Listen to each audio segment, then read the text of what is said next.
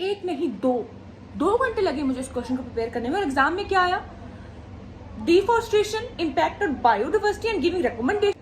बच्चे तक उस क्वेश्चन को आंसर कर सकते हैं, एग्जाम में तो क्वेश्चन को आंसर नहीं कर पाई। चलिए, on your demand, let's answer. Oh my God! Wow! Hello everyone, welcome back to the channel. It's Learners Vlog. No, now it's not It's Learners Vlog. Now it's Lifelong Learners. So yeah, I modified my channel name as a Lifelong Learners. We are lifelong learners. Why we are lifelong learners? Every day, every seconds, every minutes, every week, every month, every year, we learn many kinds of things. Learning is a commitment for our whole life. आए दिन हम कुछ नया नया सीखते रहते हैं because हम लाइफ लॉन्ग लर्नर्स हैं. सो मैंने सोचा कि उन्हें अपने चैनल का नाम भी लाइफ लॉन्ग लर्नर्स रख दिया जाए. So now this channel is known for the life long learners. So without any wastage of time, I was uploaded yesterday at the evening time short video about my frustration that why that question was not come in the exam. Which question? That is a question about greenhouse effect. Is the most important question in the making connections of the English exam. Yeah, exam कहाँ से आ गया? मेरे exam चल रहे हैं ना.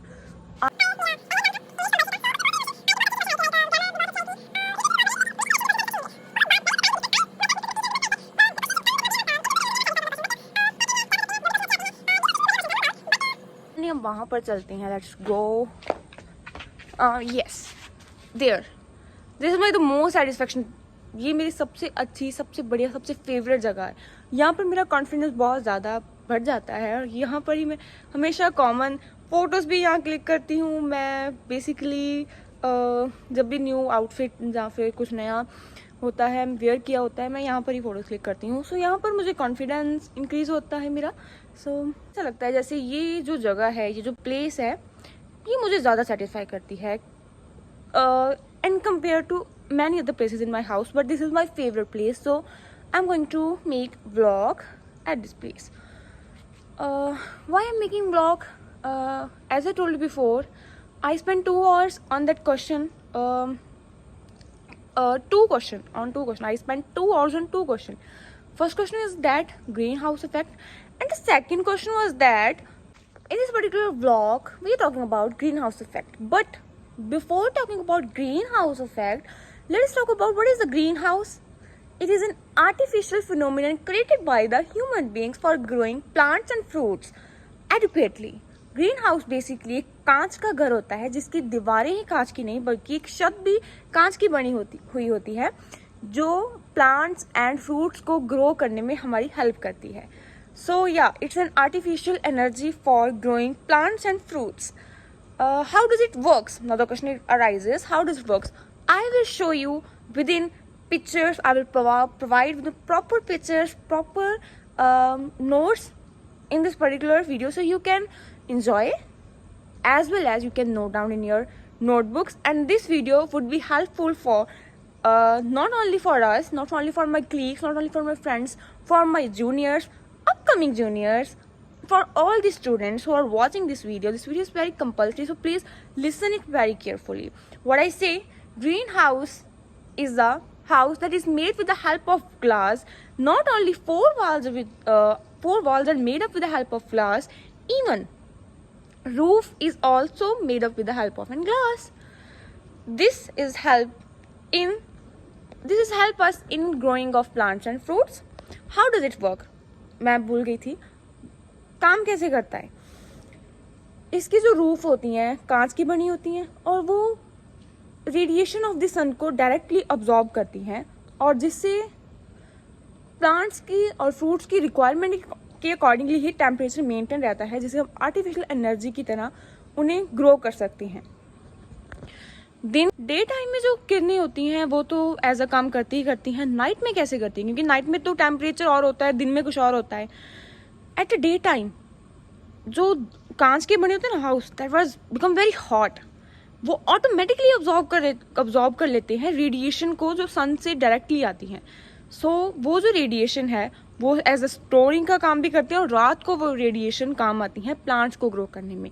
सो या, it is an artificial energy developed by the scientists for the growing of plants and fruits.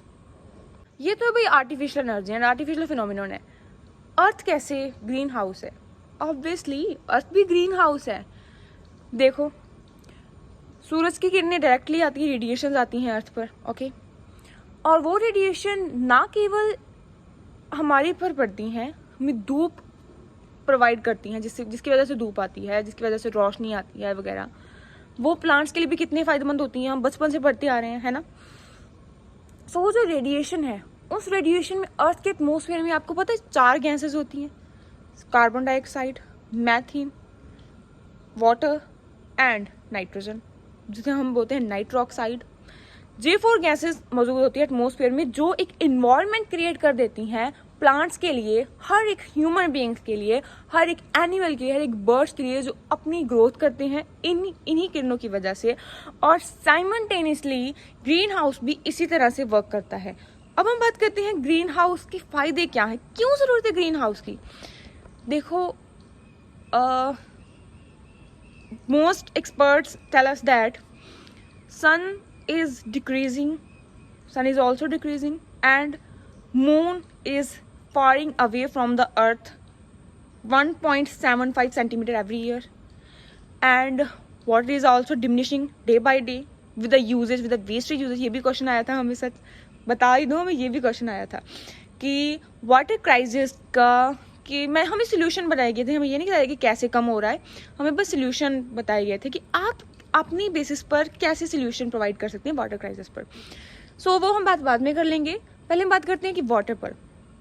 पानी भी कम हो रहा है ना, क्योंकि बहुत सारी वेस्टेज यूज़ हो रही हैं, बिना अननेसेसरी चीज़ों के लिए पानी यूज़ किया जा रहा है. सभी करते हैं. हम कहते तो हैं कि पानी को बहुत ज़्यादा यूज़ किया जाता है, इसे यूटिलाइज करना चाहिए, लेकिन कोई करता नहीं, वो अलग बात है. मैं भी, आप भी, मुझे जो देख रहा है वो भी, मैं जो बोल रही हूँ हम भी, सभी पानी की वेस्टेज बहुत ज़्यादा होती है. सो जो नेचुरल रिसोर्सेज हैं ह्यूमन के द्वारा खोजे गए रिसोर्सेज तो कम है ही, नेचर के रिसोर्सेज भी कम पड़ गए हैं. डिफॉरेस्टेशन जो कि क्वेश्चन आया था, वो भी कम हो रहा है. बढ़िया क्वेश्चन था, लेकिन मेरा ये क्वेश्चन फेवरेट था. मैंने बहुत एक्सपेक्टेशन लगाई थी यार ये क्वेश्चन आएगा, सो इसलिए मैं थोड़ा सैड. लेकिन डिफॉरेस्टेशन भी बहुत बढ़िया क्वेश्चन था. सो every day by day some of our nature are destroying. Somehow you can get idea when जब कोविड आया था तब भी. So in this way the greenhouse need arises. What are the advantages of greenhouse? Let me talk about one by one. पहली जो main advantage आती है वो है कि एडुकेट सूरज की किरणें. सूरज जब डायरेक्टली किरणें पड़ता है तब भी जब कितनी ज़्यादा गर्मी पड़ती है ना, गर्मी बहुत ज़्यादा है, ग्लोबल वार्मिंग की जब गर्मी बहुत ज़्यादा पड़ी, मुझे खड़ी खड़ी को पसीना आ रहा है. अभी रात का टाइम है ना, मई का मंथ चल रहा है, ऑब्वियसली गर्मी तो होगी. सो इस वजह से जो प्लांट्स जो है ना वो ड्राई होना शुरू हो जाते हैं. Let me show you some of our house plants. मैं भी प्लांट्स के पास ही खड़ी हूँ, और सम ऑफ और प्लांट्स जो मेरे मम्मा का किचन गार्डन है, वो प्लांट्स सूख चुके. Let me show to you. Plants are very beautiful. They are vegetables plants, but somehow they are drying because of radiations by the sun. We did not. हमने तो वैसे ग्रीन हाउस का use नहीं किया, क्योंकि छोटा सा पोर्शन है. ग्रीन हाउस बड़े बड़े पोर्शन के लिए बहुत ज़्यादा काम आता है. सो एक एडवांटेज यही है कि बहुत बड़े एरिया में जहाँ प्लांट्स उगाए जाते हैं वहाँ पर ग्रीन हाउस बहुत अच्छे से काम करता है. और जैसे कि मैंने आपको पहले ही बताया कि वो जो सन की जो रेज होती हैं वो डायरेक्टली अब्जॉर्ब, जो रात को भी काम आती हैं. सो यहाँ पर तो इतनी खास ज़रूरत नहीं है. कई बार पापा हमारे बहुत टाइम इन्हें सिंचाई कर देते हैं, सो यहाँ पर ज़रूरत नहीं है. लेकिन फ़ायदे कौन कौन से हैं, लेट मी टॉक अबाउट. पहला फ़ायदा तो ये होगा कि जब जहाँ पर बड़े बड़े प्लांट्स एंड फ्रूट्स जिनका बिजनेस होता है ना, कि कई बार जैसे कि मंडी है ना, मंडी में प्लांट्स और फ्रूट्स की बहुत, फ्लावर्स की बहुत ज़्यादा सजाई आपने देखा होगा कि वहाँ पर इन चीज़ों की यूजेज होती है. बेसिकली लार्ज काइंड ऑफ, जहाँ पर बहुत बड़ी मात्रा में उनका जो इनमें पौधे उगाए जाते हैं और फ्रूट्स फ्लावर्स उगाए जाते हैं, वहाँ पर ग्रीन हाउस का इस्तेमाल बहुत ज़्यादा होता है. आप अपने नियर बाई सिटीज़ में जाकर ही देख लेना, आपने देखा होगा कि ग्रीन हाउस बहुत ज़्यादा वहाँ पर काम आता है. और सेकेंड एडवांटेज है इंसेक्टिसाइड, पेस्टिसाइड्स. आपको पता है फसलों की सिंचाई करने के लिए इन दवाइयों की कितनी ज़्यादा इस्तेमाल किया जाता है ना। और उसकी वजह से फसलें में तो जो प्योरिटी है वो कम होगी। खाने में जो एक तरह का जहर आता ही आता है। लैंड की जो उपजाऊ शक्ति है वो भी कमज़ोर हो जाती है। सो इस ग्रीन हाउस की वजह से उन चीज़ों की जो ज़रूरतें होती हैं, उन चीज़ों की ज़रूरत बहुत कम हो जाती है। देयर इज़ नो यूज़ और there is very few use of insecticides and pesticides. So या 2 एडवांटेज पढ़ ली हमने। तीसरा, पानी को बार बार पानी दें, क्योंकि पानी तभी दिया जाता है ना जब सूरज की गर्मी में बहुत ज़्यादा पानी की जरूरत होती है। लेकिन अगर sun rays has been provided by the greenhouse according to the requirements and needs of the plants, then वहाँ पर पानी की ज़रूरत बहुत सम एक्सटेंट पर बहुत कम पड़ती है। सो ज़्यादा मैं ये नहीं कहूँगी पड़ती नहीं, सम एक्सटेंट पर पड़ती है। यूटिलाइज तो होता है ना सब कुछ। सो ग्रीन हाउस की इस तरह से ये एडवांटेजेस हैं। अब बात करते हैं गैसेस की क्या एडवांटेजेस हैं। मैंने आपको आर्टिफिशियल ग्रीन हाउस की एडवांटेज बता दी। Earth has a green house effect, वो कैसे काम करता है। CO2, carbon dioxide, very very important gas for us, not for only human, for the birds, for the animals. And the second is nitrogen oxide, nutrition के लिए वो भी oxygen बहुत अच्छी है सभी प्रजातियों के लिए, all living beings present in the earth. और तीसरी आती है पानी, उसकी क्या ही बात नहीं, there is no words for the advantages of the water. And fourth चीज़ आती है मीथेन। सो ये जो 4 गैसेज होती हैं ना, they play very very important role for us, not only for us, every living organisms who are living on the earth. So basically this was the concept that I want to write in my language with my feelings, with my emotions in the question paper, in the answer sheet, on the answer sheet question paper. So there is explanation of full greenhouse effect. Comment down, and जिसने मेरी तरह ये situation face की है वो भी comment करना। Bye, मिलते हैं अगले व्लॉग में। बताना ये व्लॉग कैसा लगा। Thank you.